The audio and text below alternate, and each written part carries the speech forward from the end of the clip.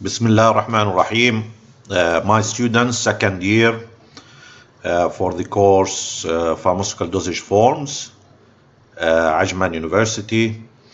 I would like to welcome you for this second video topic on powders and granules. If you remember, in our last video, we discussed the definition of powders, definition of granules. We talked about size and how powders are described as very coarse, moderately coarse, fine, and very fine according to United States Pharmacopoeia. And that is based on sieve analysis of material that origin from animal or vegetable parts. We also talked about different methods of size analysis. We talked about, for example, sieve analysis. We talked about sedimentation analysis. We talked about laser diffraction or light diffraction. We talked about cascade impaction. Today we are going to continue. We also talked about micromeritics. We talked about the angle of repose that is used to describe the flow of powders. So we could say that we have excellent flow or poor flow depending on the angle of repose that we get from a powder heap. Today we will be talking about comminution of drugs. Comminution of drugs. Now, comminution means particle size reduction. Comminution is a process where you are attempting to reduce particle size.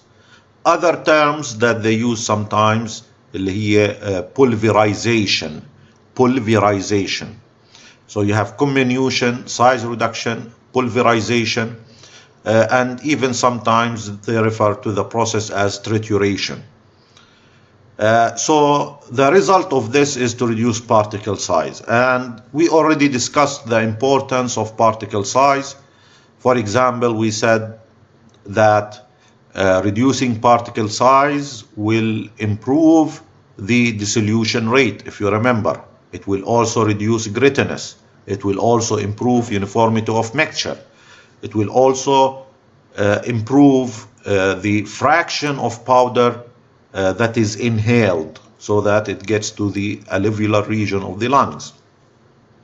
The result of particle size reduction is increase in the number of particles and increase in the total surface area. And I actually demonstrated that to you when I drew for you a particle, okay, and this particle that you see here, okay, and I want to reduce the size, so I will break the particle, let's say, to 3 parts. Now what happened? Now instead of 1 particle, you are having now 3 pieces, so 3 particles. So you are increasing the number of particles. So this is number 1, and also you are increasing the total surface area. We said that instead of this surface, now you have, in addition to this surface, what do you have? You have these new surfaces that have resulted from breaking up the particles. So you are increasing also the total surface area. Now, regarding the methods that we will discuss today, the methods are actually mainly methods that are used in small scale.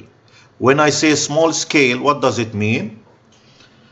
Well, طبعا small scale is the opposite of large scale. Now you see large scale in industry. If you go to a large company that wants to produce the powder in large quantity, then what do? They will do it in large scale.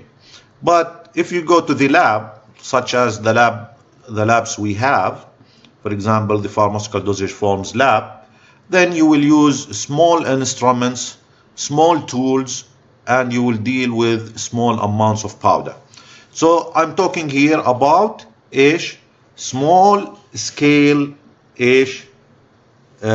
particle size reduction. The first technique that I will discuss اللي هو trituration. Now, trituration, the term can have more than one meaning. Sometimes it means just particle size reduction or comminution. But in many cases it's used in conjunction with mortar and pestle. Now this is the mortar and pestle, and even they consider that this is a symbol of pharmacy. In some places they consider the symbol of pharmacy is a mortar and a pestle. Now the usual or the common mortar and pestle are either made of glass or porcelain. But if you attempt to reduce particle size, then the material from which the mortar and pestle are made, it's preferable to be porcelain. Now, why porcelain? The reason for this is that usually, not always, be careful, usually porcelain is has more rough surface. Because it has more rough surface, yani this surface is rough, and also the same for the pestle. Because it's rough, grinding the powder will be easier.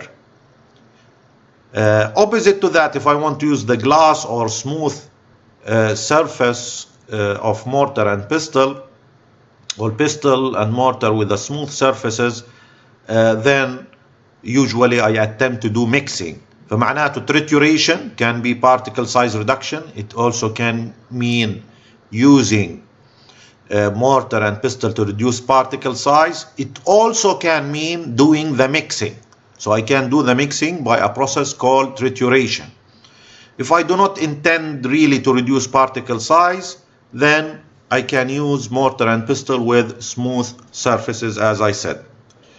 I suppose this is clear. So you add the powder to the mortar and then you start grinding the powder. Okay, so how do you grind the powder? You take this pestle and you start rubbing the powder in the mortar between the pestle and the mortar. طبعا in large scale they use different types of mills and pulverizers. Pulverizers معناته ايش؟ من pulverization جاي، الطاحنات يعني. It's the milling machines. An example, famous example of milling machines that can be used in large scale اللي هو ايش؟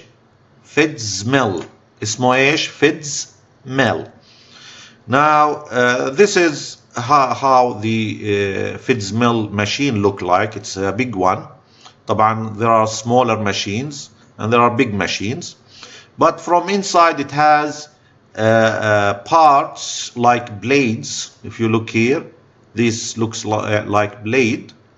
They look like blade or hammers, and the powder gets inside and it will be hammered by these parts, these like fan parts. It will be hammered and cut by them, and this will reduce the particle size. This is very similar to a machine اللي هي coffee beans machine that they use to grind the coffee beans. If you go to the shop where they sell coffee powder, okay, اللي هو Turkish coffee بنحكي له, and you have the beans, you can grind them with such machines as well to reduce the particle size. But this is usually used in large scale. In a small scale we can use trituration. Another method اللي هي ايش؟ Levigation. Now, before I talk about this, you need to know that levigation is primarily used for producing powder, not only small in size, but can be easily incorporated into either suspension or ointment. يعني if I'm talking about suspension, يعني عندنا we have liquid and we have suspended solid particles, or I'm talking about ointments to which I want to incorporate some powder. So I have this powder, okay, and I want to incorporate this powder into a base. We call it ointment base. Ointment base يعني زي الفيكل. كيف الsuspension? Suspension is described as a liquid containing suspended solid particles. Now, instead of the liquid, here we have the ointment base. If I want to incorporate these powder into the ointment base, I will have a problem. They may create lumps. يعني some of them can come to a certain area, while some other areas they will not have sufficient drag.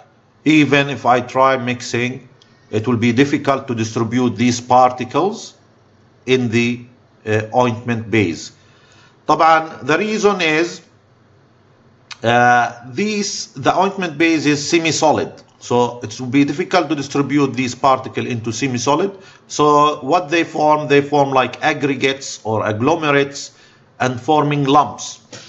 If I want to describe this maybe in something that you do at home, when you want to prepare cake, الكيك طبعا في هناك الكيك الجاهز الباودر that is ready, but you can do it at home, and it includes mixing eggs with flour اللي هو الطحين.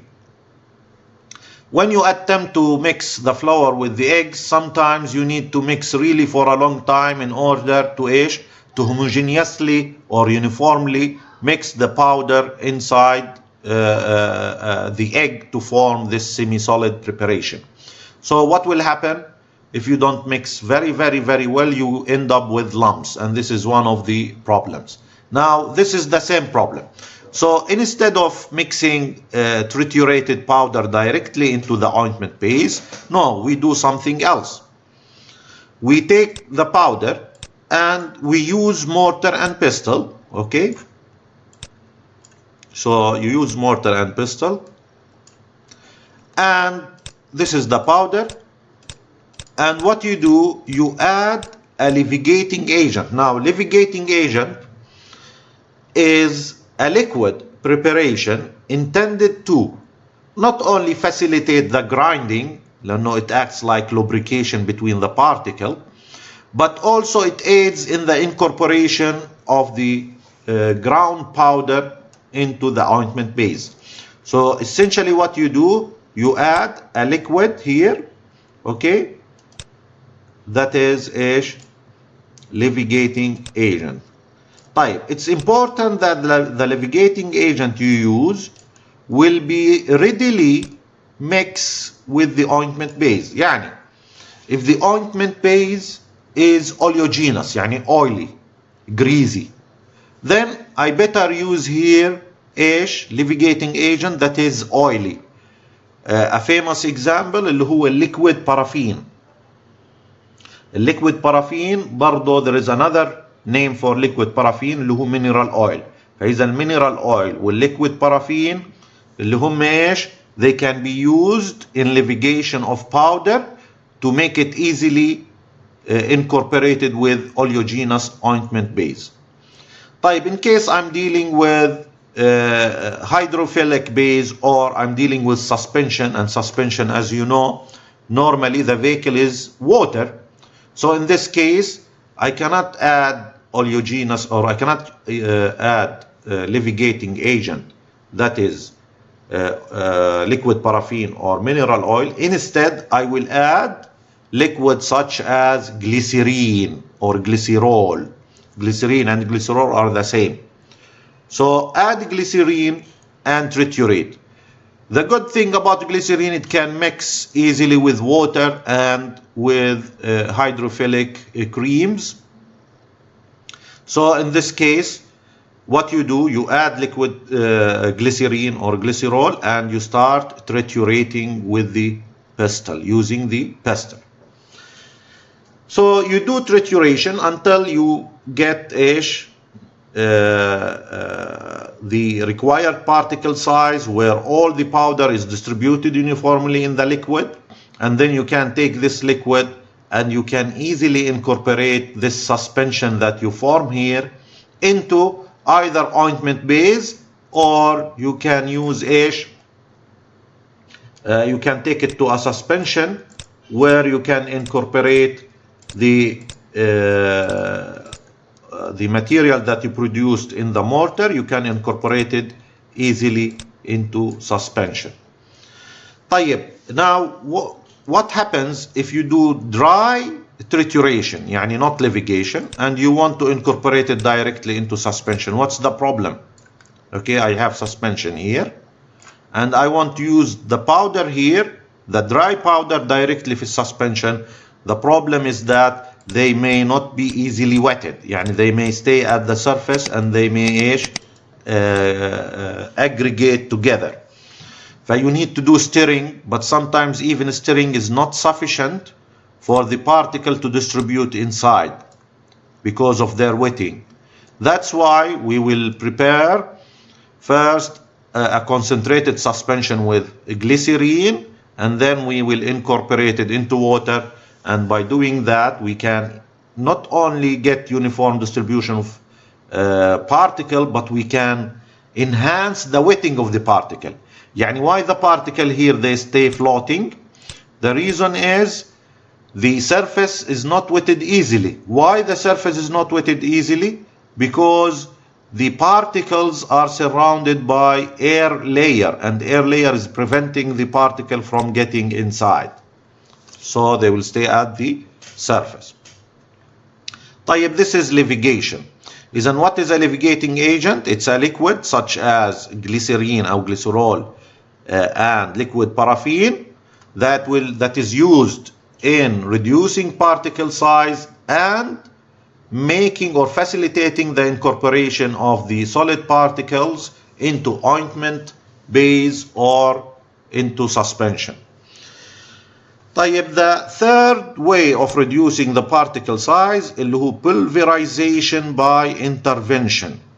طيب, now sometimes we have material that is gummy in nature, elastic يعني, or maybe hard to crush.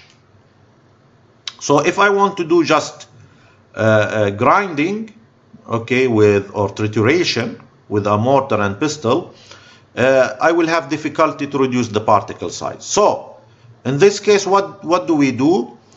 Okay, instead of adding like, for example, large amount of glycerine, no, in this case the liquid has to be volatile.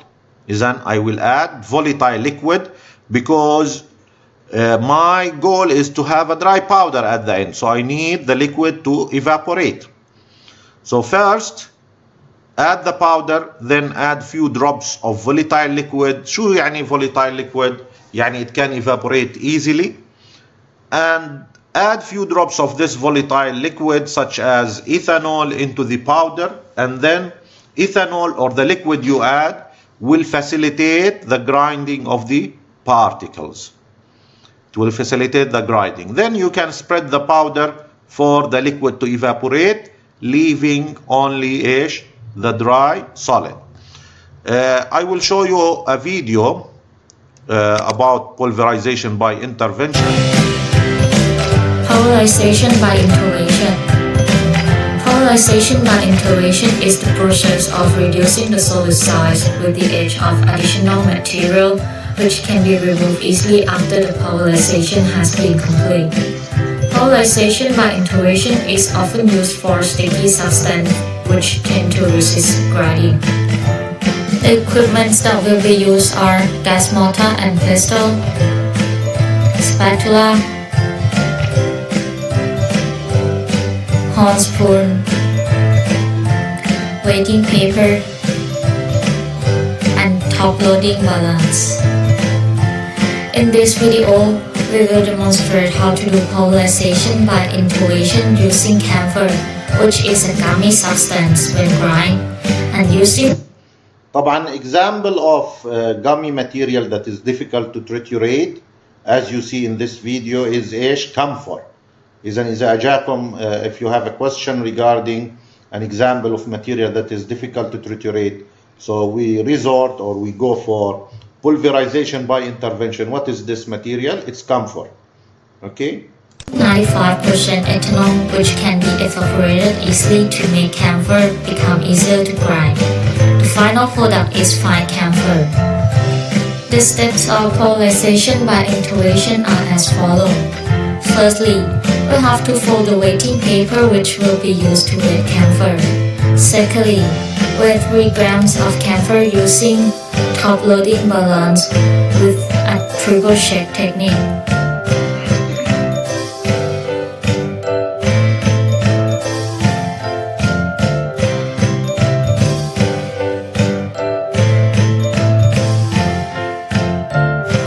Then put the camphor into the gas mortar.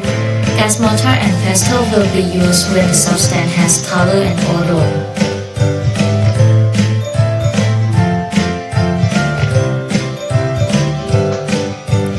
After that, drop approximately 15 drops of 95% ethanol and grind it using pestle until the ethanol is evaporated and the camphor becomes fine camphor.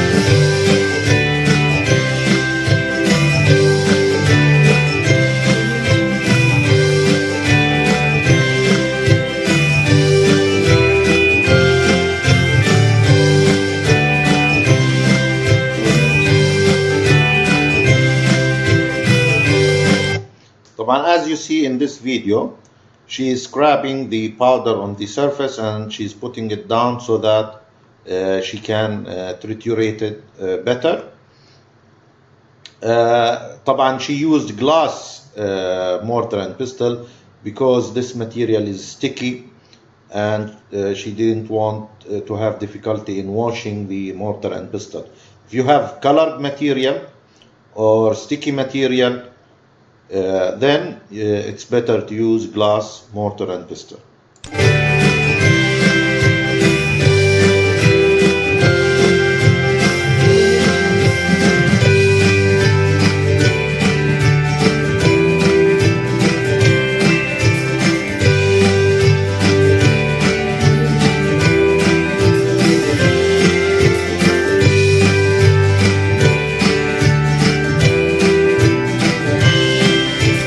So now you have a ground camphor that was produced by which method? Pulverization by intervention. Okay, we'll go back to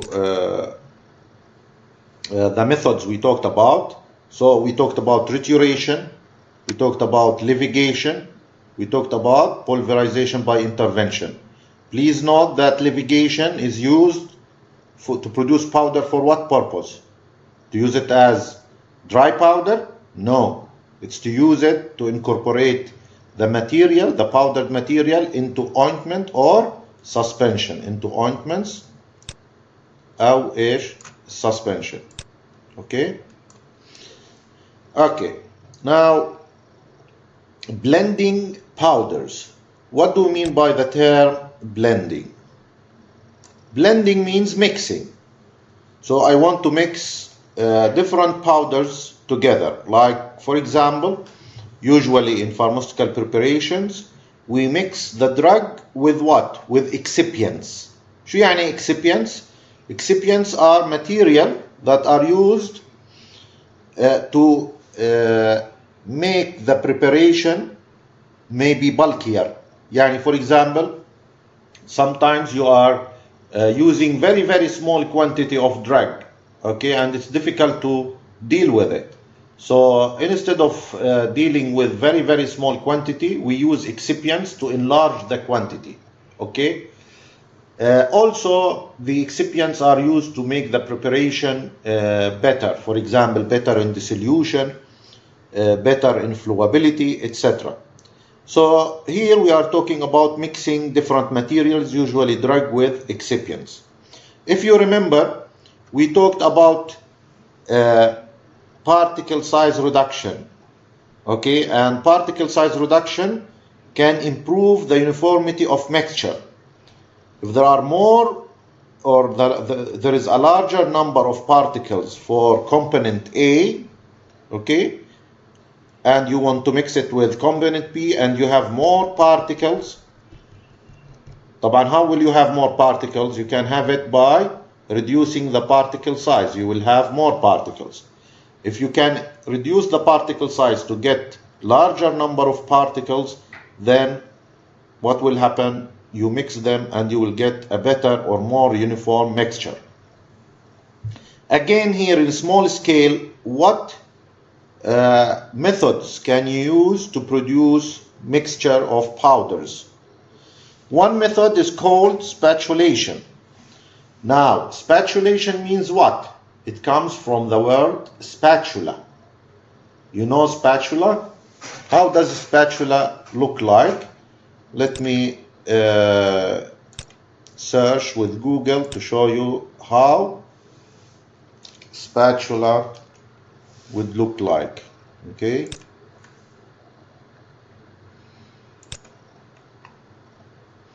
Okay, pharmaceutical spatula is something like this one. Okay, this is the spatula, how it looks like, and you'll be using this when في اللاب. Okay, so you use the spatula and you use a tile. Tile is like a place where you will put your powder to do the mixing. Of course, you can use the mortar, but it's better to use a tile, which is a flat surface, where you can mix your powders. طبعا المixing here is not very efficient because you are usually not breaking the aggregates. يعني if there is aggregate in a powder, okay, and you want to mix it with A with B, now these aggregates might cause some problem, okay. This is something bad. That's why it's not very efficient in mixing, but it's the method of choice when you want to mix eutectic mixtures. What is eutectic mixtures? When you are dealing with certain powders, هاي الباودرز contains materials such as phenol, camphor, aspirin, thymol, phenyl salicylate, اللي هي ايش؟ اللي هي compounds that contains phenolic structure. Okay? أكيد you took اللي هو ايش؟ OH هون. Phenolic structure, these materials, when you mix, for example, phenol with camphor or camphor with menthol, thymol, aspirin, now what did they found? They found that there is kind of physical interaction between the two powders and they tend to liquefy or maybe become semi-solid. يعني this material can have some physical attraction between them, causing them to liquefy.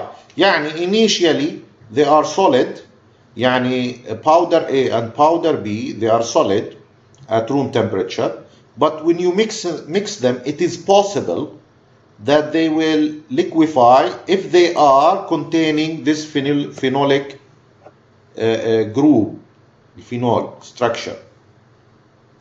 طبعا the reason, as I said, there is some kind of physical attraction between the powder, causing them to causing the mixture to liquefy. Now as I said, spatulation does not break the aggregates. Also, it's not very efficient in mixing, which means when you mix two components, A and B, they will not be very close to each other because there is no pressure on them. Because all what you do with the spatula is you're removing a powder from one side to another side, but you are not forcing the powder into each other. فإذا they will stay at some distance. The particles will not be very close because you are not pressing them as the case with ايش. Which method where you will press the powder اللي هو we'll talk about it later اللي هو trituration. Okay, when you want to do mixing using mortar and pestle, in this case you are applying a force and this may cause the particles to come close to each other. Then spatulation can be used, and yes, it's not very efficient in mixing, but it is the method of choice when we are talking about eutectic mixtures. شو eutectic mixtures حكينا? These are materials containing phenolic structure, and the mixing of this material may cause them to liquefy. طيب, another way of mixing اللي هو trituration. Now trituration, okay,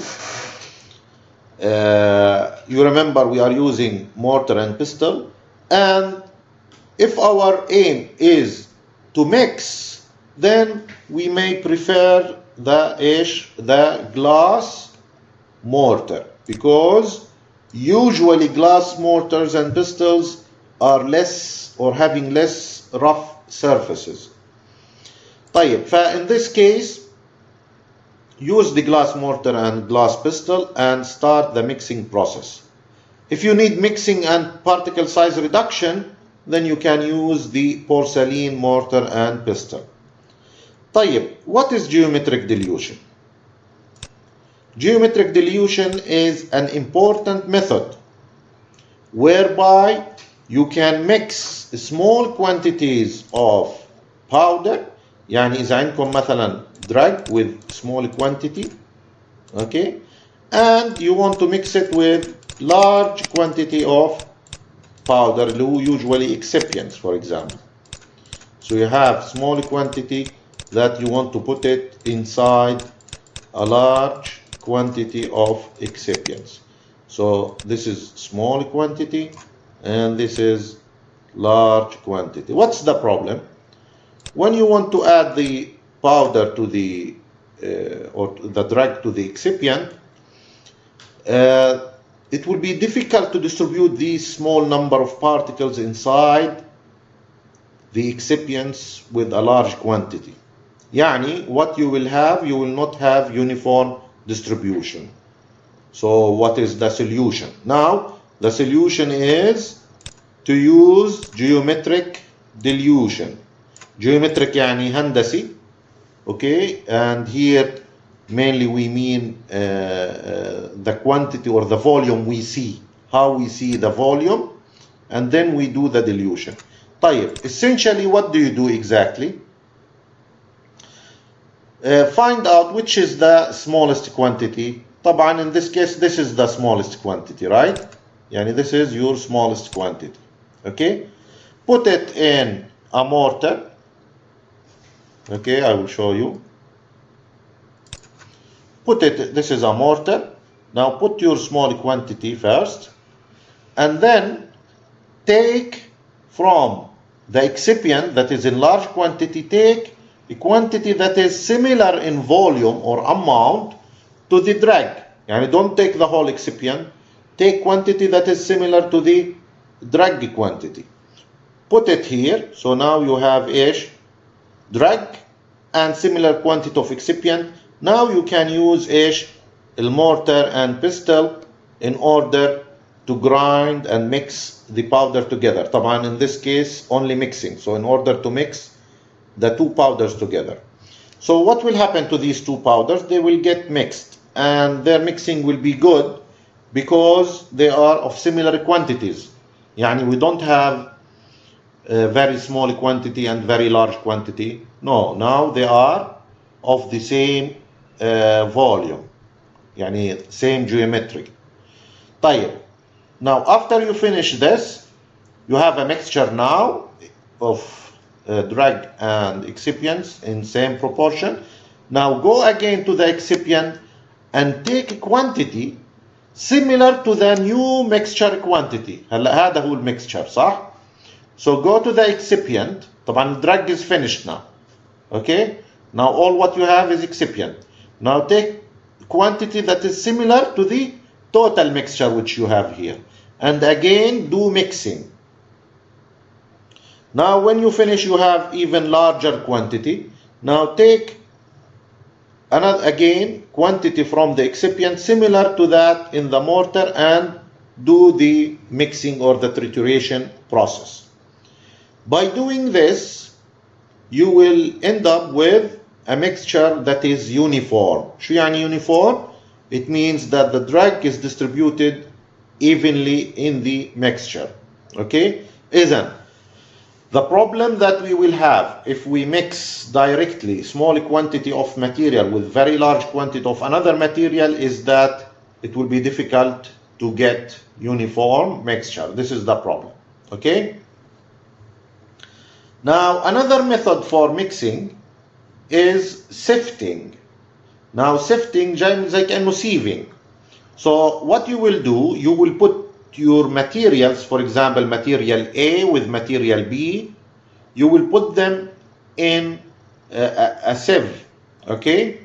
So you have the two material in a sieve and then you will start sieving them together.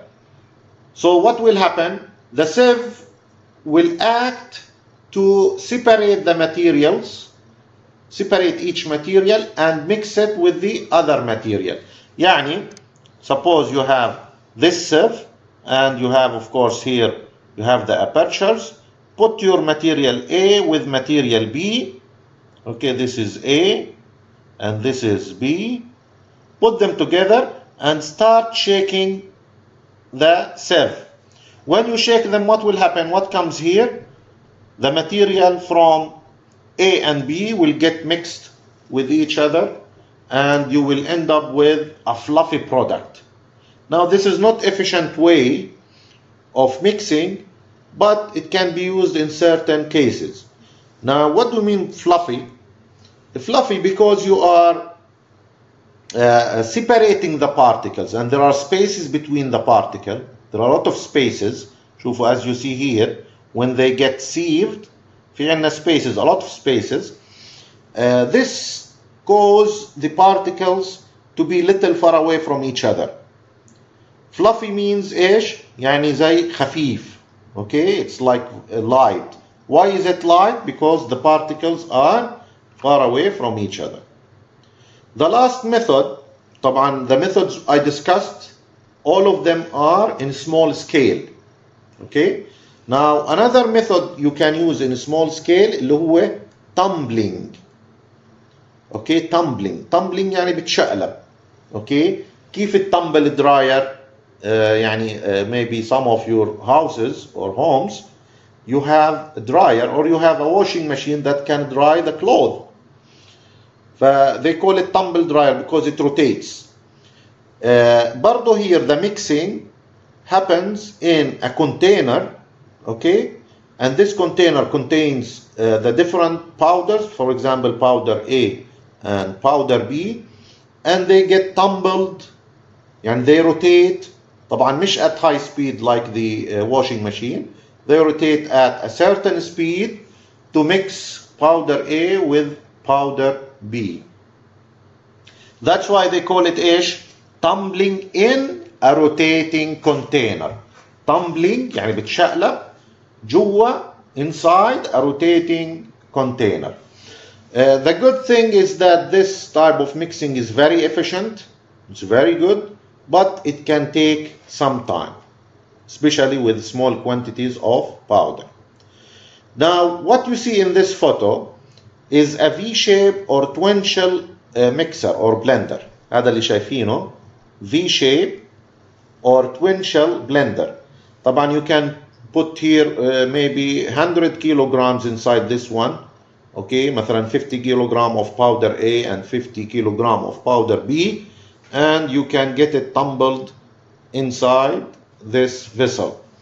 طبعا you will see the vessel is V shape. Some of them are Y shape. Some of them are cube. Now the shape that you see here is important because the shape will enhance the process of mixing. If it is, for example, cylindrical like this, okay, cylindrical, a cylinder that rotates, there will be of course mixing, but it will not be as efficient. Okay, يعني إذا كان عندنا هون cylinder, it will not be as efficient as this irregular shape that you see here. It's irregular shape that cause the mixing to be better. Now we have similar thing in a small scale. See, this is for lab scale. This is a small one, V-shaped blender or twin shell blender. It's very small for laboratory scale or small scale. What you saw here is for large scale. This is industrial size. Okay, this is for laboratory size. V blender. Why they call it V? Because the shape is like V. في عندنا كمان Y كون blender بيكون ايش؟ Y shape، يعني بيكون هنا كمان في هناك extra vessel هون. Okay. Anyway, these are what happens in these vessels that I show you. They will rotate for the powder inside, whether this blender or this blender, what will happen? The powders will come like this, they will come here, and then when this goes up, the powder will fall again into these two arms. فإذا, this is how it gets mixed by tumbling. Is in the process we call it tumbling. طيب, one of the problems that we may encounter, and usually but not always, usually this happens متى? This happens maybe after mixing. Okay, اللي هو segregation. يعني let's say you are mixing powder A with powder B, you are mixing them together, and after some time maybe they will start to segregate. But sometimes even during mixing they will segregate from each other. يعني segregation is exactly the opposite of mixing. يعني إذا جاكم, if you have a question saying what is the opposite of mixing, شو بتحكي له؟ ما بتحكي له not mixing, لا, بتحكي له segregation. So segregation is the opposite of mixing, and it's the undesirable separation of the components of the mixture or the blend. طيب, now if you go home and you look at your, let's say, Nescafe container, look at the powder inside the Nescafe container, you will see that the fine particles are at the bottom and the coarse particles are at the top. فعندنا في هنا ايش؟ segregation. Yes, it is of the same material. So yes, it is it's a kind of problem, but not a big problem because it's the same material. Although in pharmacy, such segregation can cause a problem to us, which I will discuss later. But in any way, this is usually undesirable separation, and I want to know what are the reasons and how I can prevent segregation. So your homework is what are the types of segregation, reasons, and how to minimize segregation. Now, where can you get the answer? You can get it from Alton's Pharmaceutics, the design and manufacture of medicine. Okay. Now I will open for you the, I will upload actually for you the material to answer this question. Before that, I want to explain to you some or the most important factor for segregation. شو هو most important factor? The most important factor in segregation is the particle size differences. يعني let's say you are mixing component A, okay, with large size particles, and you are mixing it with component B with a small particles. So mix them together. Now initially you will get maybe the mixture, but with time, if you leave it for some times, بصير particles of B will start sedimenting. شوفوا, getting between the spaces of particle A, and in the end they will sediment at the bottom, while at the top the particle A will remain. إذا صار عندنا segregation. Now the reason for this segregation is difference in particle size. Now because it segregates in this way, it goes between the spaces of the powder A.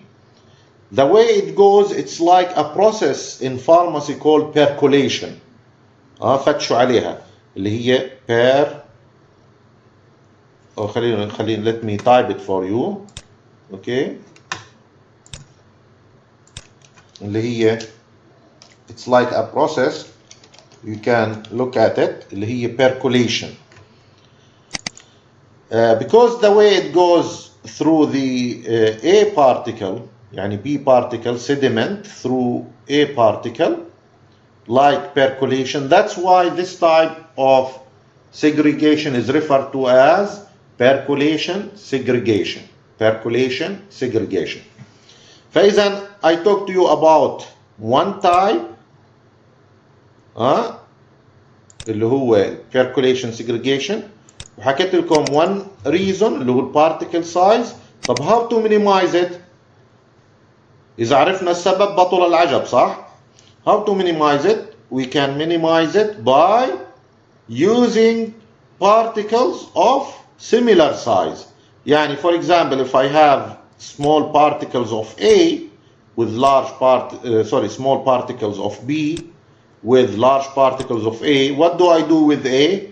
I need to reduce its size so that both have similar size. Okay? As I told you, where do you get the information from? You can get it from Alton Pharmaceutics, which I will upload the material from where you can answer. Okay, I will show you this.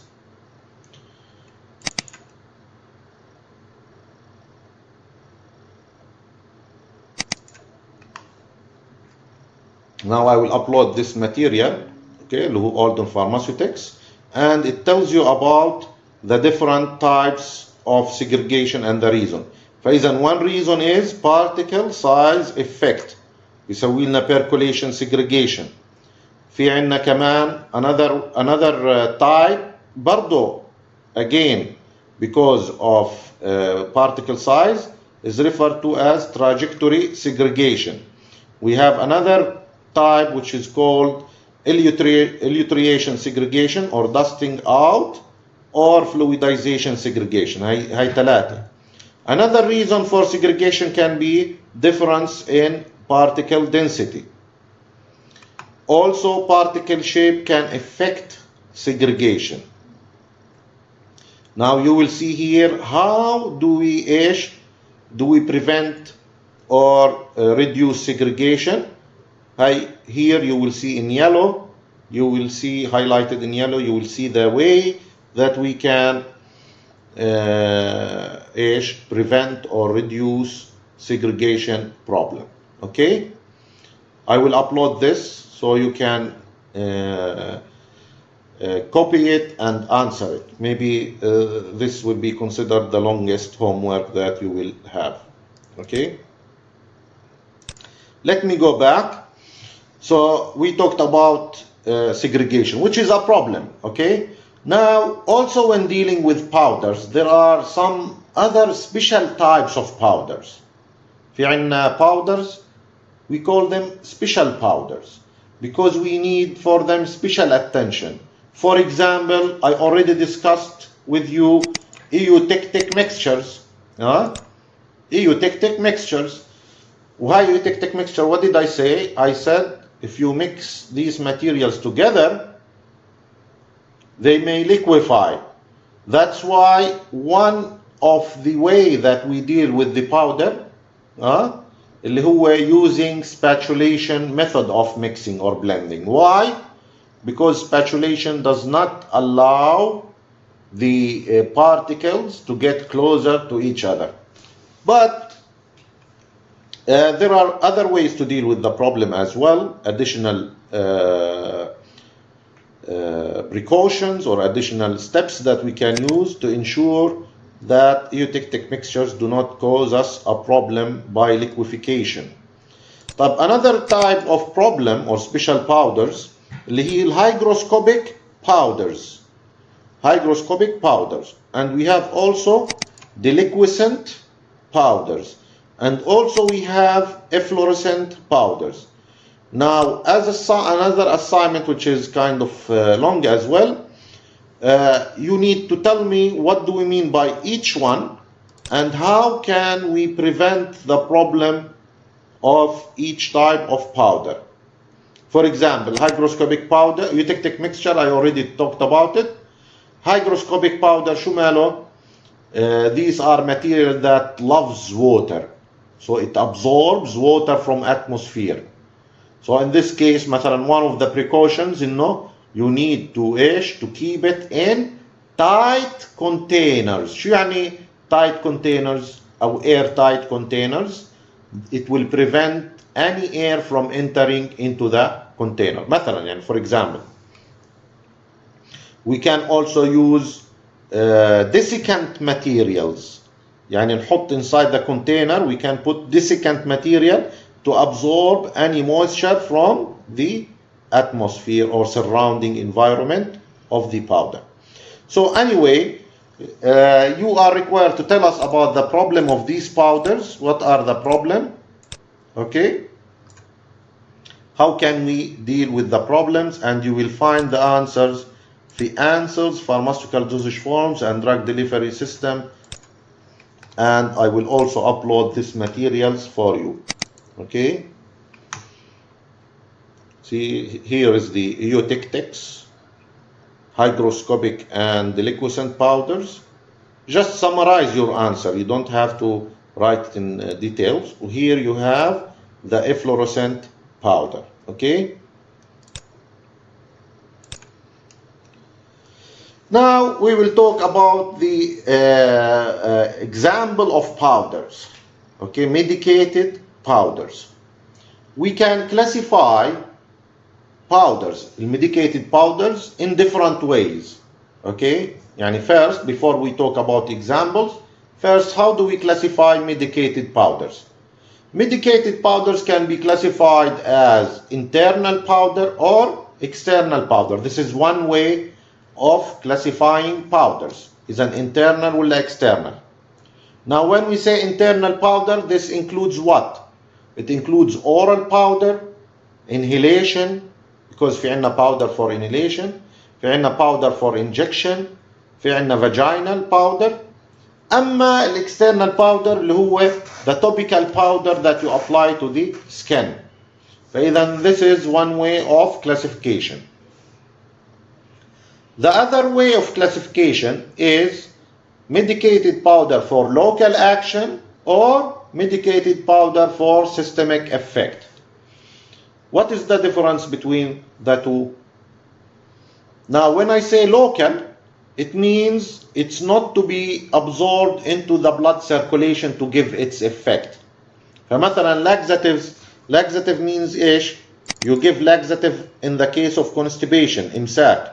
So you give laxative to improve the evacuation of the stool.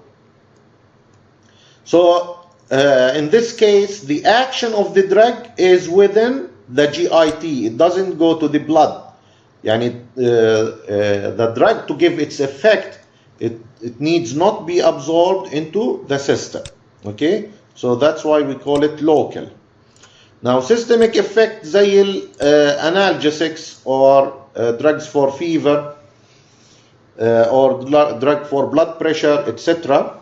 Now, in this case, I need the drug to be absorbed into the system first, okay, and then it can give its effect. That's why we call it we classify it as systemic effect. Is a powder for systemic effect or powder for local effect. The main way of classifying powders is actually classifying it as bulk or divided. So another way of classification is bulk or divided. Bulk شو يعني? Bulk when the container, okay, contains amount of powder that is to be used more than once.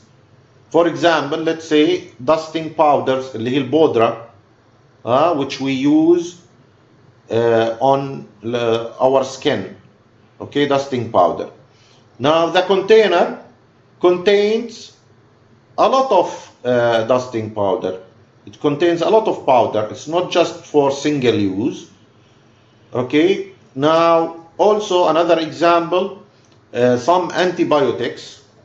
If you go to the pharmacy and you want to buy, for example, amoxicillin antibiotic as a liquid preparation, they will give you actually a bottle containing powder, and to this bottle you need to add water, right? You need to add water to a certain level. Like for example, you need to add 30 ml of water. Now, or 50 ml. Now in this case, what you have inside the bottle is bulk, because it has more than one dose. Okay? On the other hand, divided powders are those in which each dose is enveloped in a sachet, for example. Okay? Sachet. So each sachet contains a dose. So already when I buy it, it's already having the powder divided to its doses. So it's not all together. No, each sachet contains one dose. And we have some laxatives, some headache powders, etc. Now, if I am dealing with potent drug, potent drug شو ما نقصد فيها? What do we mean by potent drug? Potent drugs means drugs that are effective in very small quantity. Okay? يعني الeffect, what I need is very, very small dose. طيب, in this case, do I sell it to the patient as divided or as bulk? If I give it to the patient as bulk and he makes incorrect dose, this can cause a problem, right? So I cannot sell potent drug to a patient as a bulk powder. In this case, I will sell it to him as divided powder. So it must be divided. طيب, in case the powder is non-potent, يعني non-potent شو معناتها؟ يعني it needs a relatively large amount to give its effect. In this case, I can sell it as a bulk. Okay? The question is, can I sell the non-potent drugs as divided? The answer is yes. I can also divide the non-potent drugs and make them as divided powder. Okay?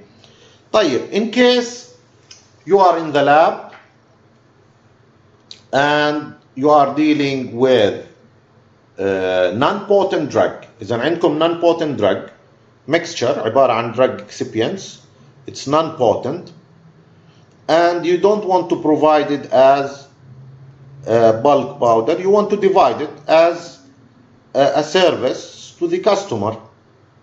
So in this case, what do?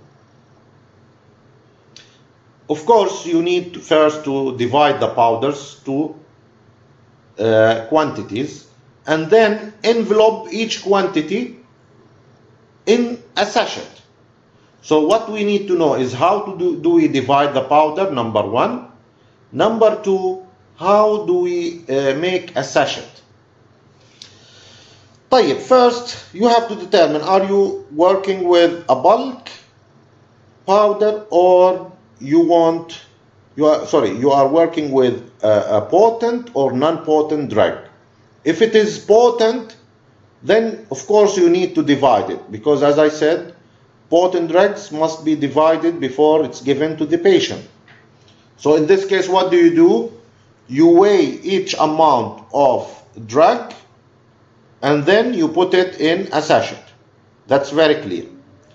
But in case you are dealing with a bulk non-potent drug, you are dealing with it and you want to make it as divided. So are you going to weigh each quantity and put it in sachets? No. What you can do, you can use a method called block and divide. Block and divide.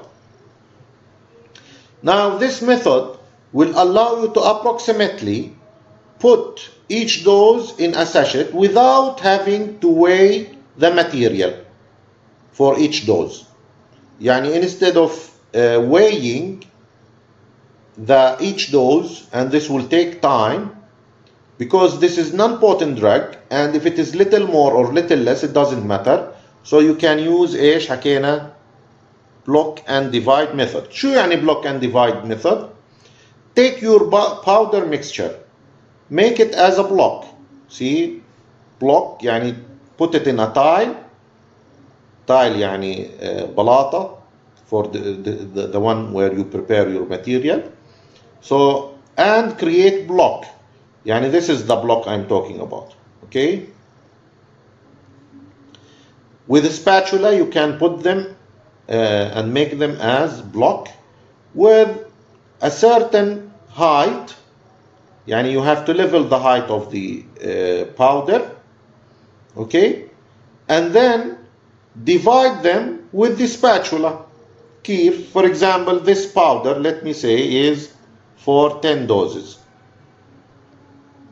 So I want to make 10 doses. So I can draw a line here and then divide this to 1, 2, 3. Oh, this is okay. One like this, and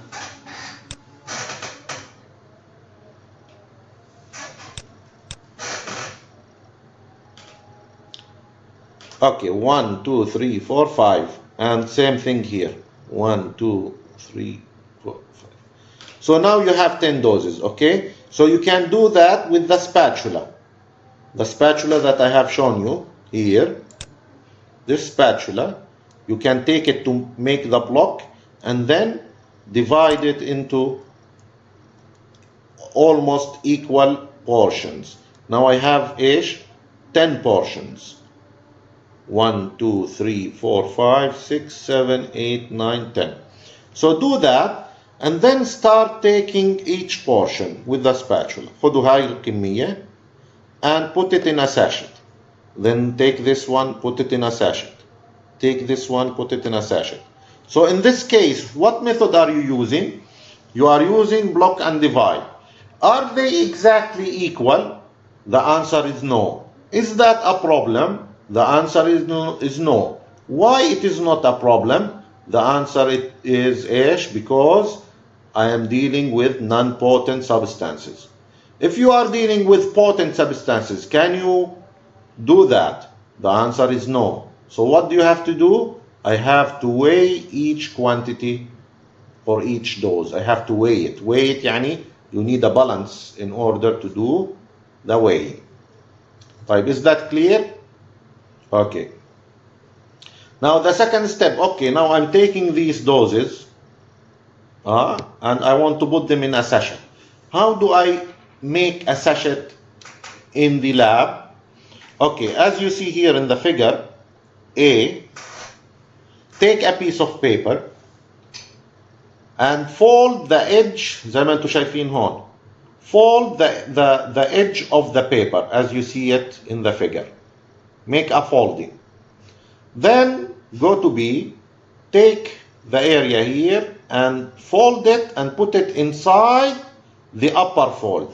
يعني صار التحت وين راح؟ Got inside the upper fold. Then again fold this one. صار عندنا fold and now I want to fold it again. Okay, as you see in figure C. After that, fold it from the sides, because from the sides it will be open. Now this is open here and this is open here. Okay, it's closed from here, but it's open from the two sides. Now you have to fold it from the sides, as you see it in this figure. Fold it from the sides, and then write the label of the drug or the preparation. Write it here, and then you can open it again and put the powder inside and fold it again, and then you can put it in a box. فبالتالي in this box you have sachets. طيب, how to put the powder inside? After you do this, you can open it, put the powder inside, and then you can close it. طب, can I put it from the beginning? No, it will be difficult for you to put it from the beginning. You need to put it when? After you do the foldings. Okay? طيب, example of powders. في عنا اللي هو dusting powders زي ما انتم شايفين here. Dusting powders, they are packaged in, and this is important, what type of container in which you package your dusting powder? In sifter top containers. شو يعني sifter top؟ لو تطلع على التوب في sifter زي السيف. There are openings. That's why they call them ايش؟ sifter top container.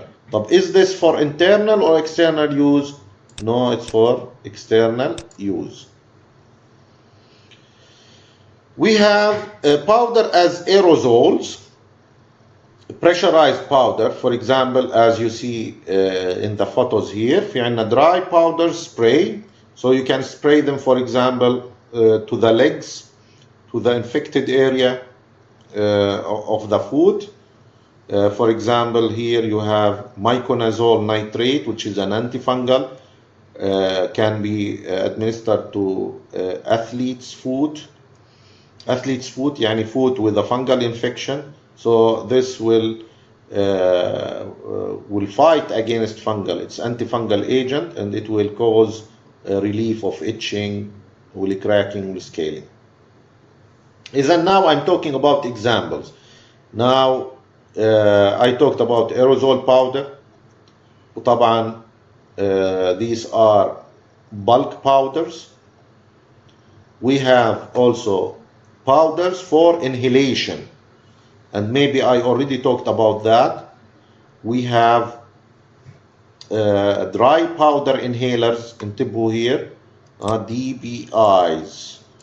Okay, DPIs. We have dry powder inhalers. And for these particles to be inhaled deep in the lung, alveolar region here, in order to reach these places, the size should normally be between 1 to 5 or 1 to 6. In latest research that I have looked at, they say 1 to 3 micrometer in order to reach deep in the lung. Now, these dry powder inhalers are of two types. One that is pre-metered. Pre-metered شو يعني? Pre-metered dry powder inhaler. It means that the dose is already divided. Okay, يعني they are, for example, in blisters or in capsules, and then they are put or they are loaded to the inhaler. فبيحكوا له pre-metered, يعني already metered or divided dry powder inhalers. And we have device metered dry powder inhaler. Device metered ايش يعني؟ يعني the powder is present as a bulk inside the device, with device is doing the metering in order for the person to inhale the dry powder. طبعا usually dry powder inhalers are used for the treatment of asthma. Okay, we have another type of preparation اللي هو بيحكوا له metered dose inhalers, MDIs, and sometimes they say P, not sometimes, most of the time. P يعني pressurized, اللي هو المضغوط زي الفنتولين, like Ventolin. Pressurized meter dose inhalers. Okay, pressurized meter dose inhaler. I didn't get the photo, but I will show it to you.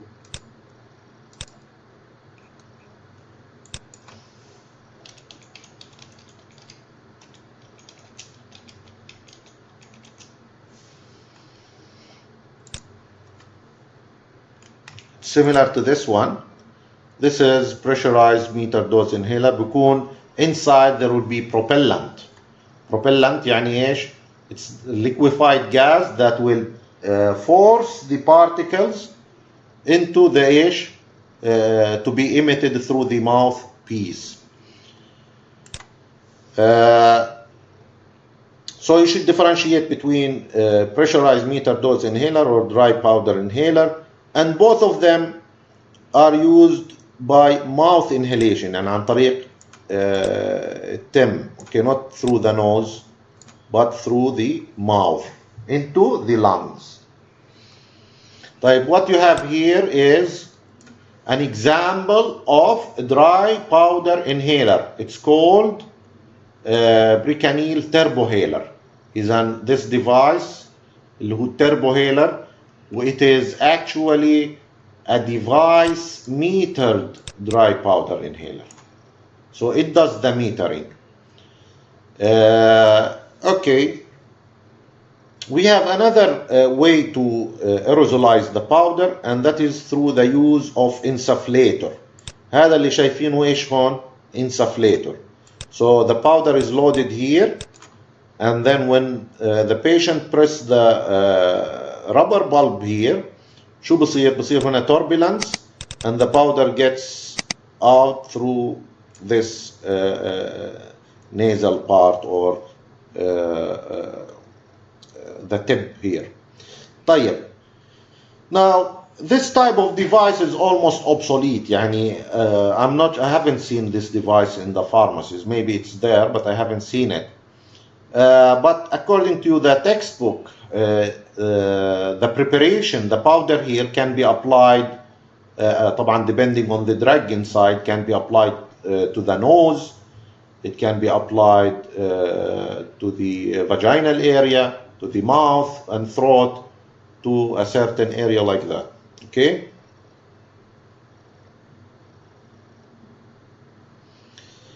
Okay, now by doing or by explaining all the previous topic, we completed the powders. Now we need to talk about granules.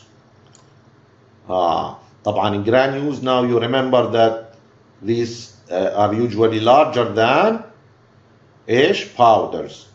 And remember the definition. Should definition, they are prepared agglomerates of small particles of powder. طيب, now how do they look like? Okay, they are agglomerates. How is their shape? They have irregular shape. طيب, usually they have irregular shape. What do you mean by irregular shape? Irregular shape is something like this. Okay, so this is irregular. But with special technique we can prepare spherical. بكون ايش completely. طبعا this is not spherical what I drew.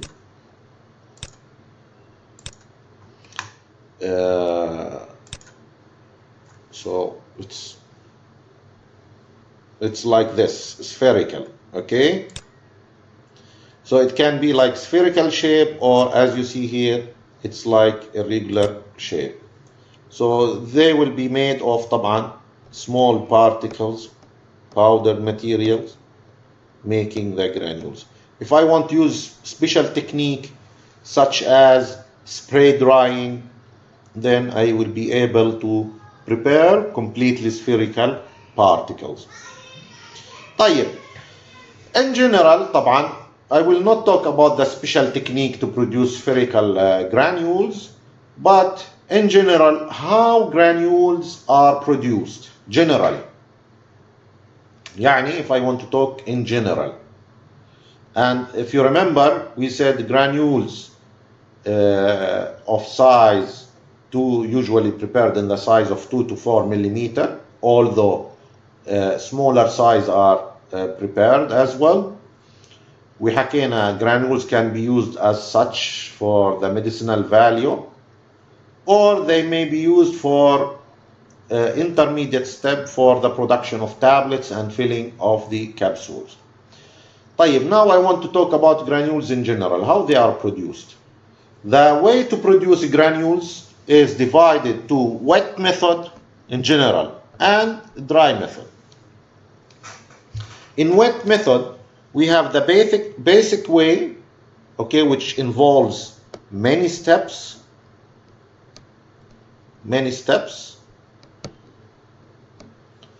and we have the modern way اللي هو using fluidized bed processing. Okay, إذن to prepare granules it can be divided to wet and dry. The wet method can be divided to basic or fluidized bed processing. The dry method can be divided to roller compaction and slugging. إذن في عنا we have two ways to produce the granules using ايش dry method اللي هو roller compaction, والطريقة الثانية اللي هي slugging. Okay, roller compaction produce compacted sheets, slugging produce slugs. Okay, let me repeat this one because there is a lot of information. How do I produce granules in general? I can produce it using wet method or a dry method. In wet method, I have the basic way, which involves many steps, and I have the fluidized bed processing. طيب, في the dry method, also I have two techniques. A roller compaction, which produces compacted sheets, with the slugging, which produces slugs. I will explain each one of them. طيب, to start with, I will start with the wet method. في wet method شو حكينا? We have the basic. طيب, بالbasic, what are the steps? First, you need to do the mixing. Mixing شو يعني?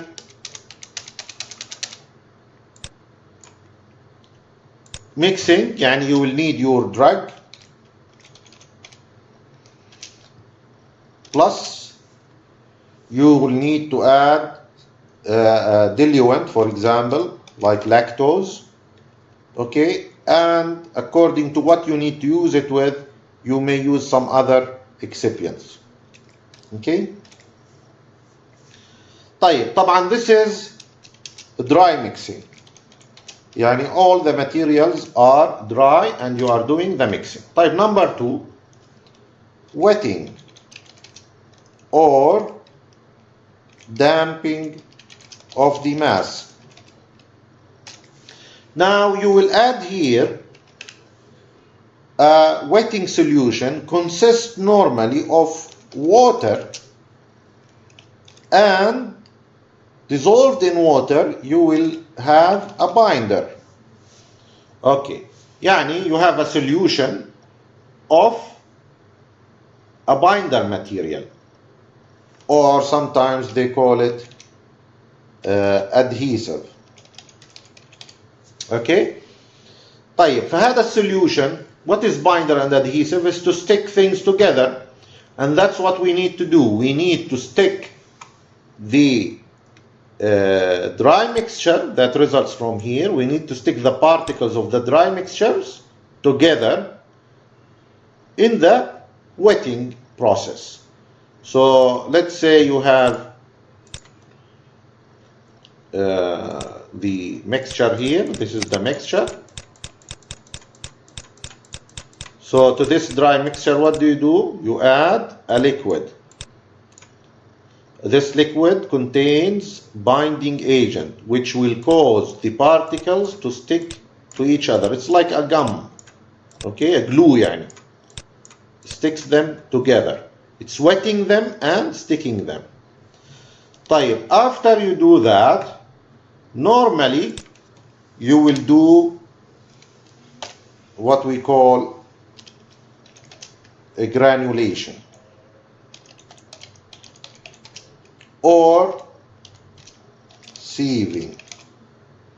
So you will take your wet mass, the one that is here, okay, you will take your wet mass and you will subject this wet mass to sieving. Had a sieve, so you put your wet mass here and you will force it through the sieve into a container here, a tray يعني. Now what comes out will be ايش؟ wet mass. هاي البروسيس نحكي لها granulation. So what you will have here بيكون ايش؟ عبارة عن granules, wet granules. Okay. طيب after sieving اللي هو granulation, of course later maybe I will explain this, but you can use oscillating granulator, which is a machine in which you will put your wet mass, and this machine will granulate, will force the wet mass and granulate the wet mass. طيب after you do the granulation, then because you have wet mass you need to do drying. So you will take this tray containing the wet granules and you will put it in a dryer. طيب last step usually is sieving. طبعا maybe before or after sieving maybe you will not need to add other materials depending on what you are using the granules for. يعني maybe adding other materials depending on what you are using the granules for. طبعا we'll explain this later. طبعا other materials can also be added before sieving, يعني after drying and before sieving. So adding other material and sieving. Okay. These are the steps, and as you see there are many steps في البيسك. I'm talking here about basic. إذا dry mixing, بعدين wetting. هذا الwetting is also called wet mixing. يعني here we are talking about this as wet mixing. هاي العملية wet mixing. And then granulation, we are forcing the wet mass through the sieve and into the tray. بعدين we are taking the tray and we are drying it using dryer. We may add after that other materials and then we sieve it after that. Okay. Now the more modern way اللي هو to produce the granules using fluidized bed processing. طيب بالfluidized bed processing it's the same as you see here in the figure. First of all, the granules are produced in one equipment. يعني the process of mixing, the process of wetting, the process of drying is all done in one equipment, and this actually is one of the ways to minimize segregation. إنه minimize the steps, use one equipment to do everything. Fluidized bed process, as you see in the figure, here what do you see? You see a vessel. The bottom of this vessel is like a cone shape. From beneath this cone shape you have the air under pressure is coming from below and through a sieve. يعني this is like a sieve. Okay. So what happens? First you put your powder that you want to mix inside the vessel, and then this fluidized air will cause the powder to mix together. Okay. طيب after mixing you will start adding the wetting liquid. Inside the vessel you have a nozzle or atomization of the binder solution or adhesive solution into the fluidized particles. يعني the particles will continue fluidizing. While they are fluidizing, you are spraying it with a binder solution. طيب this will cause wetting of the particle. When the particles are getting fluidized, they will hit each other. يعني وهم قاعدين بيطيروا في الهواء, they will stick with each other because they are wet. So, and by doing this, they will become like granules. After spraying off or atomizing of binder solution, this will stop the binder solution, and here you will have hot air coming to dry the granules. So while they are fluidizing, they're getting dried. Now this process is very efficient. It can be completed in a short time. And maybe someone will ask, what happens if the air takes small particles up? Actually here, but it's maybe not shown in the diagram, here you have a filter to prevent fine particles from escaping because of the fluidizing air. What do we call this process? We call it fluidized bed processing to produce granules in one equipment. Okay? It is very efficient, very quickly, very fast, yani. But the problem is, one of the problems actually, it needs a lot of optimization, and that is preventing its wide use. Optimization, yani, for example, what is the concentration of the binder solution? What is the pressure? What is the pressure of fluidizing air? What is the temperature? So there are many parameters that need to be optimized. Before I go into the next method, اللي هو dry method, I want to show you a video of the fluidized bed processing. I want you to see this video.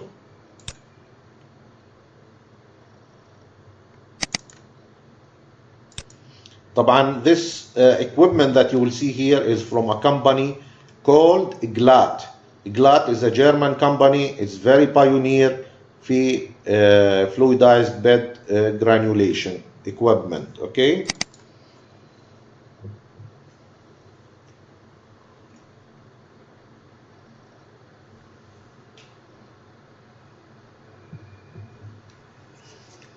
Okay, look here. Now the powders that you want to mix is charged. Now the fluidized air coming from down will cause the particles to fluidize. Here you see the filters. These filters prevent the particles from escaping the vessel. Now you see the spraying, it stops spraying actually, the spraying of the binder solution.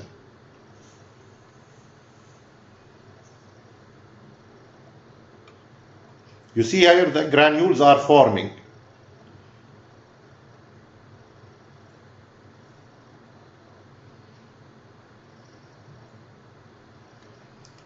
Now the spraying is done, and now only drying process with hot air, which will cause the drying to finish quickly.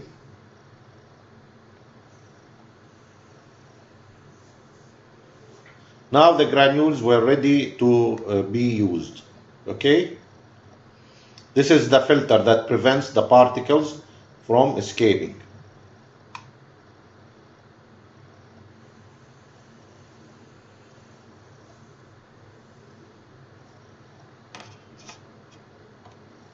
From here, the atomization of the binder solution, this piece.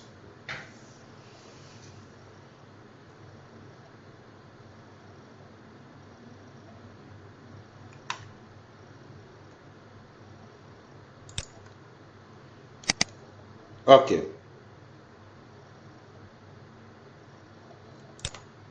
Now let's talk about dry granulation. You remember we said there are two ways to do dry granulation.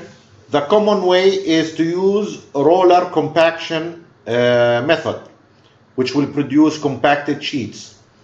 Your powder is filled in this hopper, okay, and this element here is to force the powder from the hopper into the outlet. هنا في عندنا outlet. In this outlet, It forces the powder between two rotating cylinders. So this cylinder is rotating and this cylinder is rotating.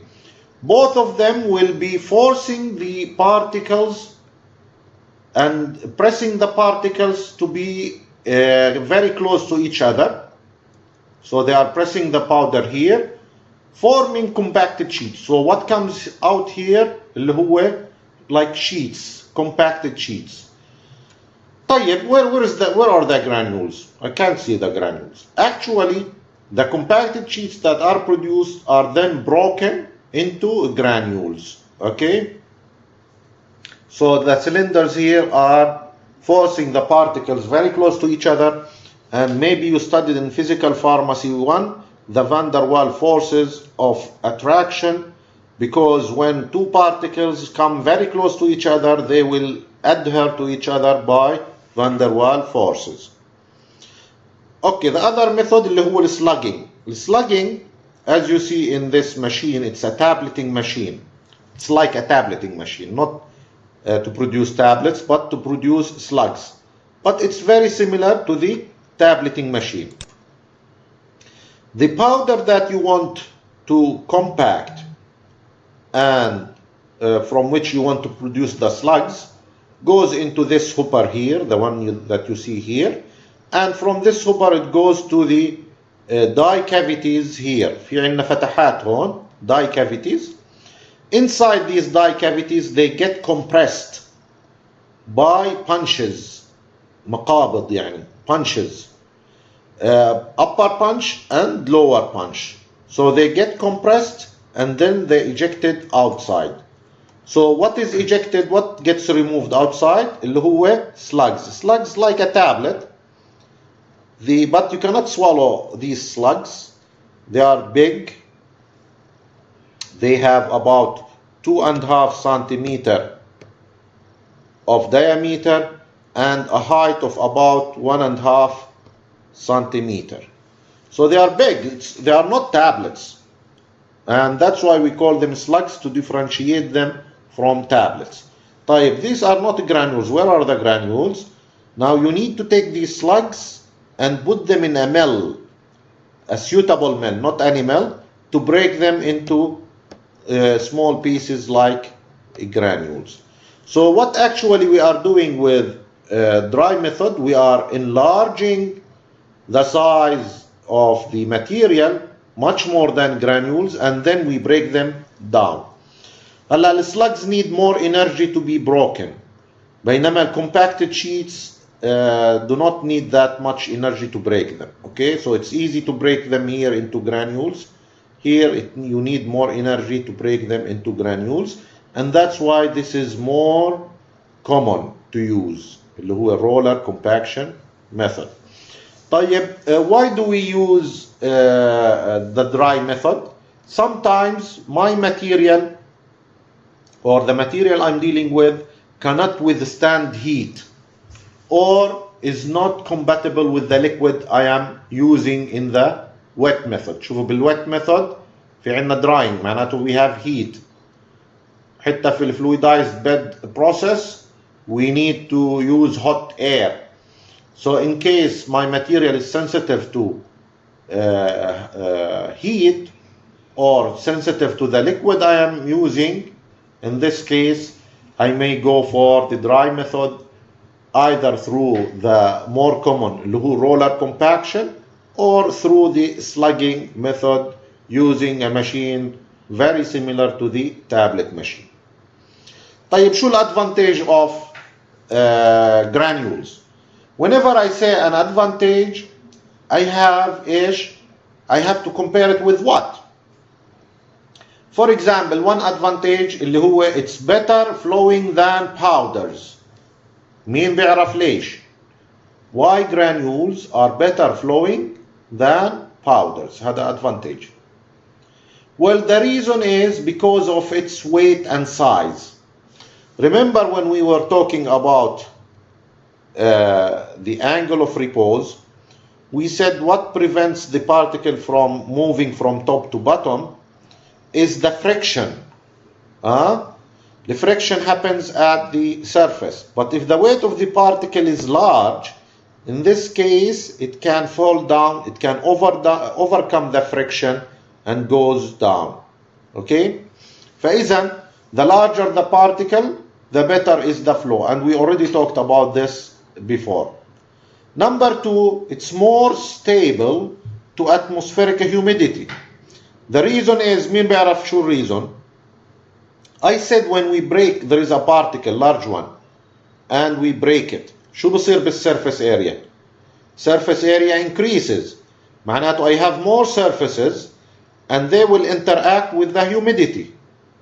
But when I put the particles together and make it bigger, now you have إيش? You will have a smaller surface.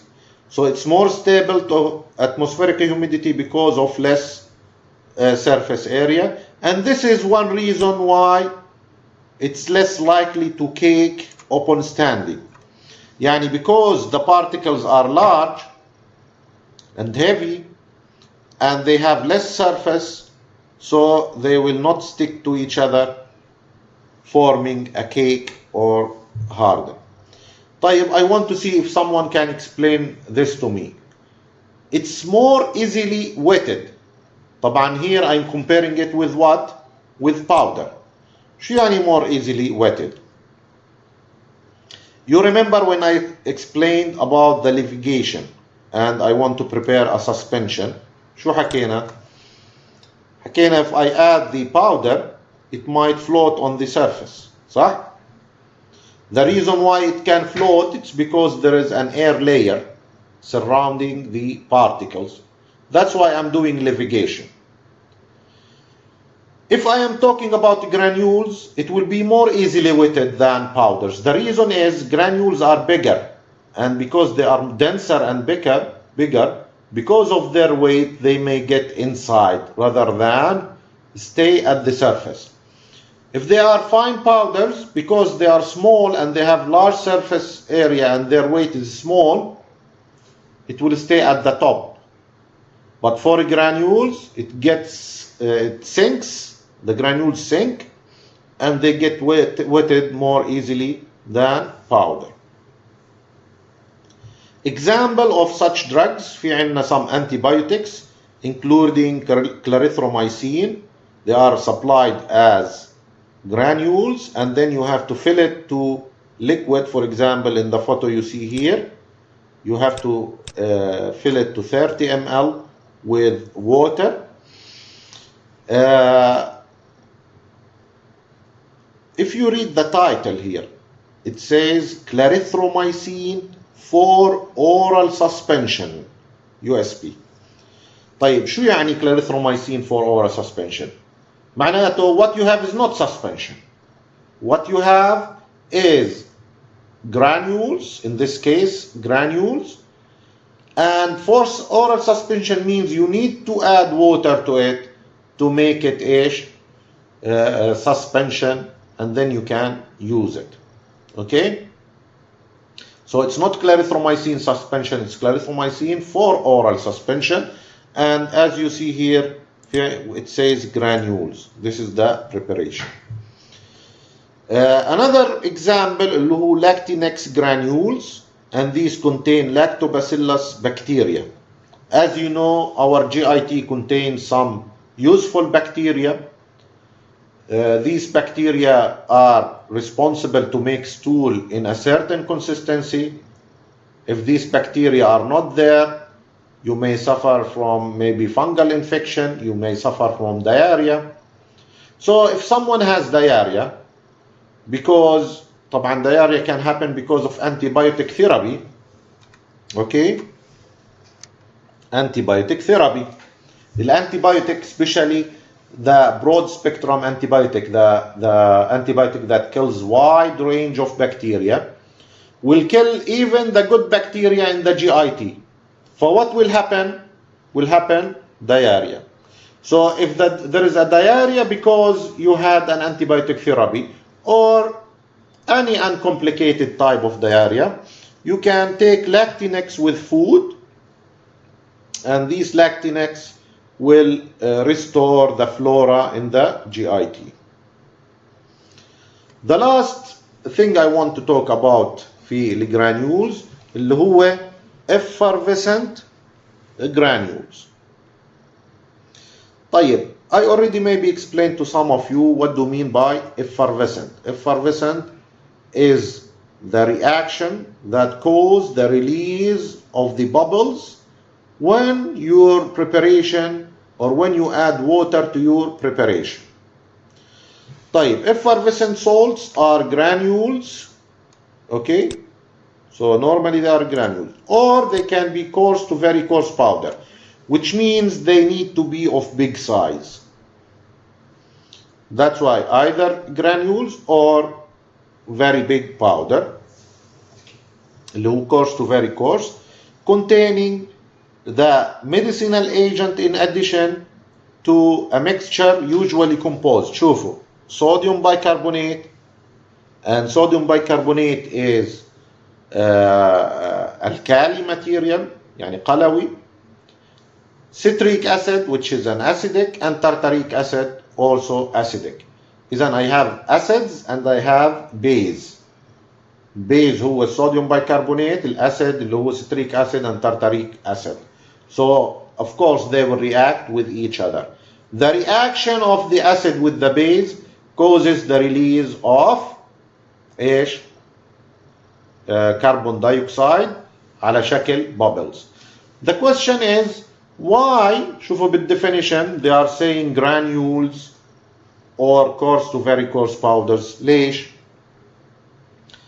طيب, now the question you can answer it from answers, okay, and I will upload that.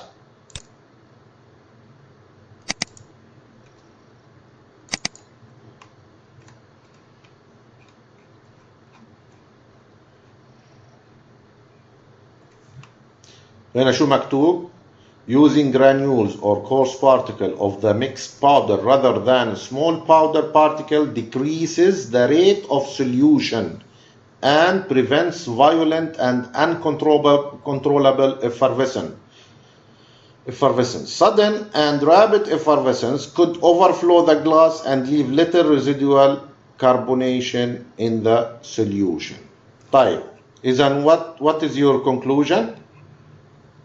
The reaction will be violent. But another thing is why we are using two acids. We can use, if for example, either citric acid or tartaric acid in the quantity that we require. The reason for that is that if we use only citric acid, we will end up with a sticky mass that is difficult to granulate. And you cannot prepare granules if we use only citric acid. And if we use only tartaric acid, then the mass we have will be fragile and it will crumble easily, crumble easily, and also we will end up with fine powder. So either we will end up with fine powder or with a sticky mass that is difficult to granulate and prepare granules. That's why we are using them both in a ratio of 1 to 2. Now, why we need to do such preparation? ليش نحضر الافرفسنس؟ The main reason, طبعا في هناك psychological effect. For example, I like to see the effervescence. Patients like to see it as well. But the main reason is to mask the taste of the drug. هذا الافfervescent, this CO2 that gets released and saturate the solution will mask the taste of the drug. Okay? عشان هيك, for example, when you drink Pepsi quickly, you will feel a kind of tingling in your mouth, and that tingling will prevent you from tasting the material that you are drinking. Okay, how do you produce it? How do you produce the effervescent granules? طبعا effervescent granules is a special type of granules. What I talked about before, اللي هو dry wet method, هو in general. Here you will see that we have the dry method and the wet method. The dry method is also referred to as the fusion method. Then we have the dry or fusion method and we have the wet method. But remember that this is a little different than what we discussed previously. The good thing that you will prepare effervescent granules in the lab. This is the good thing. Okay, how do you do it with dry fusion method? Of course, you will take your drug plus citric acid, tartaric acid, and sodium bicarbonate. You'll put them in a porcelain dish and you will heat them. Here it's very important that the citric acid you use is citric acid monohydrate. يعني في ايش؟ في الكريستالز تاعته contains H2O. So you use citric acid monohydrate, tartaric acid, sodium bicarbonate, the drug, and you heat them. When you heat the mixture at temperature of 34 to 40 degrees, the H2O in the citric acid will start to be released from the crystals of citric acid, causing the mixture to wet. يعني هاي المي اللي بتطلع will cause the mixture to become spongy, okay, and becomes wet. What do you do with the wet mass that you get? You do sieving. After sieving, you need to dry it again at temperature. يعني sieving طبعا in order to ايش؟ إذا بتتذكروا granulation لما حكينا. Is order to collect from the wet mass to collect the granules in a tray. So you do sieving and then you take the material, take the granules on the tray that are present on the tray, take the tray and put it in the dryer at temperature not exceeding 54 degrees Celsius. طبعا دائما the last step is again do sieving after drying. This is usually last step. الwet method إذن في dry method we are not adding water or anything from outside. No, it's within citric acid. From citric acid it gets out. ليش why don't we add water directly? Because if we add water directly to the mixture شو بصير؟ Reaction will start between citric acid, tartaric acid and sodium bicarbonate. Will effervescent and we will lose everything. طب ما هو الووتر بيجي من الcitric acid. Water comes from citric acid, yes, but it's controlled, very controlled. يعني it's calculated and controlled, the water that gets out. It's not like adding water to the mixture. The wet method, instead of using water, we are using alcohol, hydroalcoholic solution. So we are doing wetting by adding hydroalcoholic solution. The water in the hydroalcoholic solution will cause more controllable way to wet the mass. بدل ما نضيف مي مباشرة, instead of adding water directly, which will cause uncontrollable reaction, instead of that, we are using alcohol that contains some water and that will cause the wetting of the mixture. In this case, do I need citric acid to be citric acid monohydrate? No, because I'm adding the wetting agent externally. So citric acid, if I like, it will not be citric acid monohydrate. No need for that. But how can I calculate the amounts needed? How can I do that? How much sodium bicarbonate do I need? How much citric acid? How much sodium bicarbonate? Well, you need to have knowledge of stoichiometry, يعني الchemical reaction. And I'm sure you have studied in Organic 1, Organic 2, you studied also in the school. You need to know how the reaction is happening. For example, what you see here is citric acid, and this is sodium bicarbonate, and you will add water to it to cause the reaction. صح? This is what happens. طيب, if you look at citric acid and sodium bicarbonate, you will see that for each mole of citric acid you need 3 moles of ايش? Of sodium bicarbonate. إذن how many grams you need from each one? طبعا ليش 3 moles I need? Because see here COH, COH, COH. Now instead of H, carboxylic acid, you will have sodium getting instead of the hydrogen. Also sodium citrate. Okay? That's why you need 3 moles of sodium bicarbonate. Anyway, what does it mean 3 moles will react with 1 mole? 3 moles, المول اللي هو molecular weight of sodium bicarbonate is 84. So 3 into 84 gram of sodium bicarbonate will react with 210 grams of citric acid اللي هو 1 multiplied 210.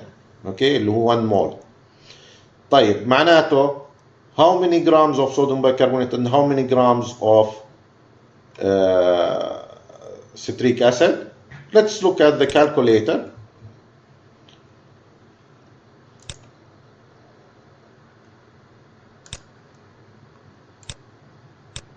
Okay, 3 into 84. Then I need 252 gram of sodium bicarbonate to react with 210 gram. إذن كل جرام every gram من الcitric acid will react with how many grams من الصوديوم bicarbonate؟ مين بيعرف؟ How you do نسبة وتناسب. Again, this is citric acid. Okay, I will put it here 1 and here X. So 252 reacts with 210. So how much reacts with 1? شو بتساوي؟ بتضرب 1 في 252 divided by 210. So 252 divided by 210 and the answer is قديش طلع؟ 1.2. معناته صوديوم بيكربونات 1 مقابل citric acid قديش؟ 1.2. Okay? طيب, this is, don't forget, this is sodium bicarbonate, this is citric acid. Okay, look similar to this way. Look at the reaction with tartaric acid. In this case, 1 mole of tartaric acid needs to react with 2 moles of sodium bicarbonate. إذن 1 mole reacts with 2 moles. طيب خلينا نشوف كيف.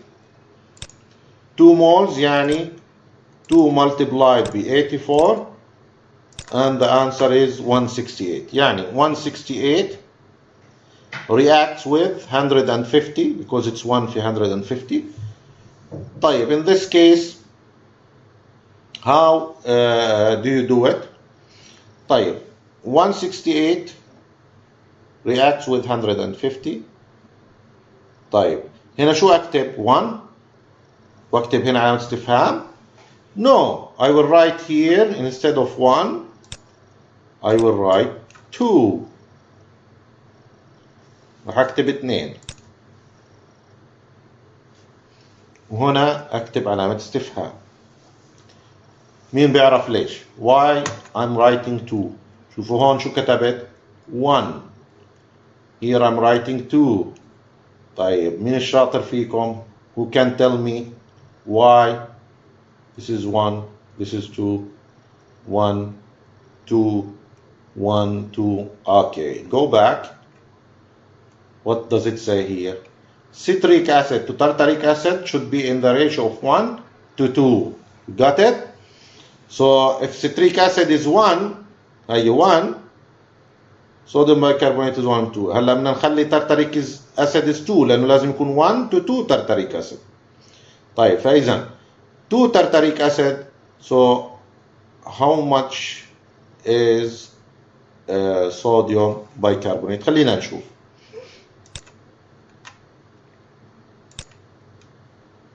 Okay, 2 multiplied 168 equal divided by 150. What is the answer? 2.24, right? So the answer is 2.24. Okay, let's go back.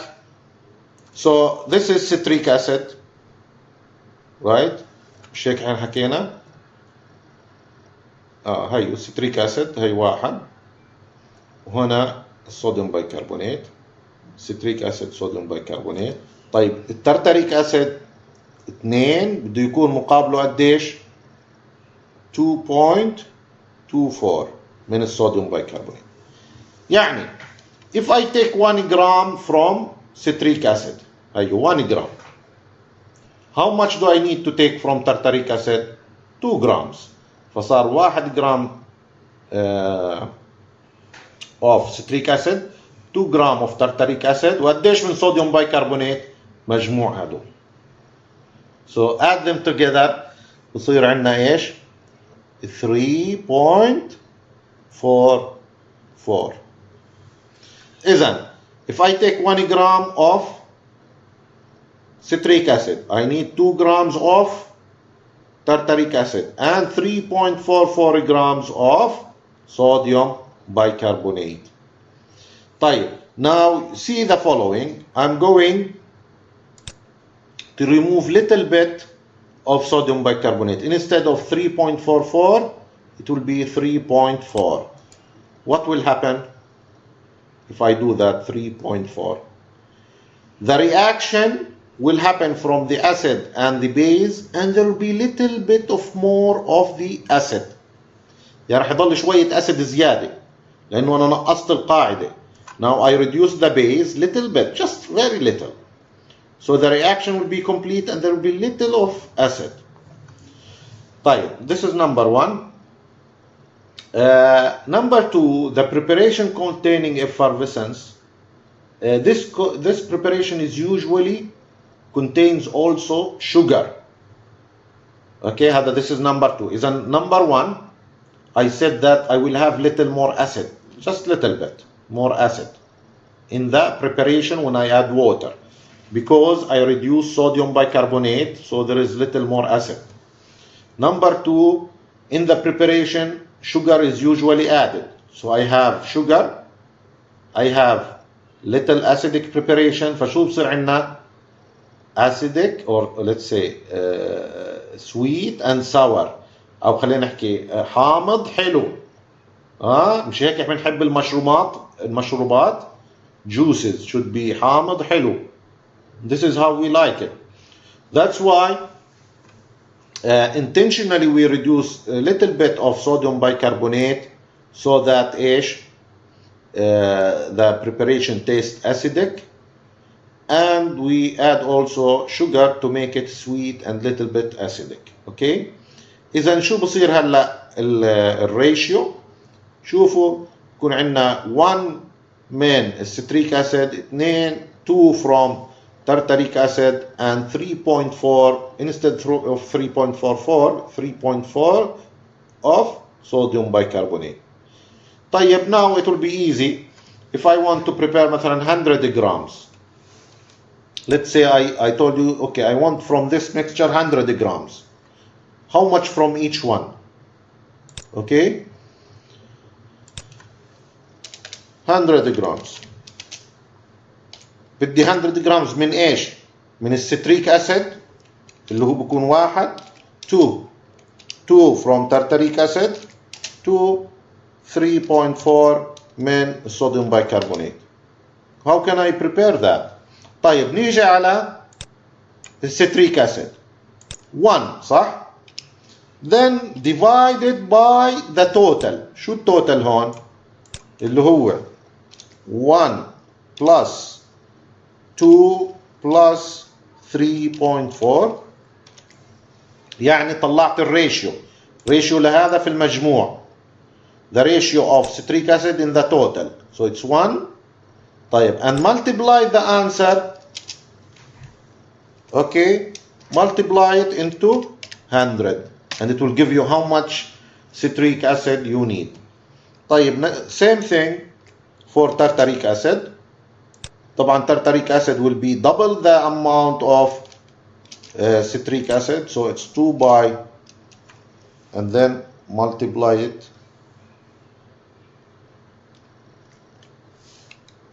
into 100.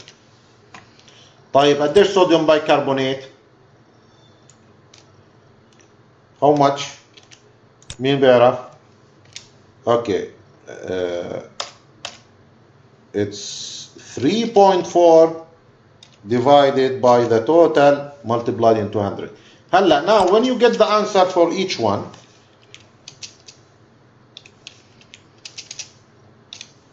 when you get the answer here, okay, and you add the answer of this one with this one and with this one, you add them together, what should be the total?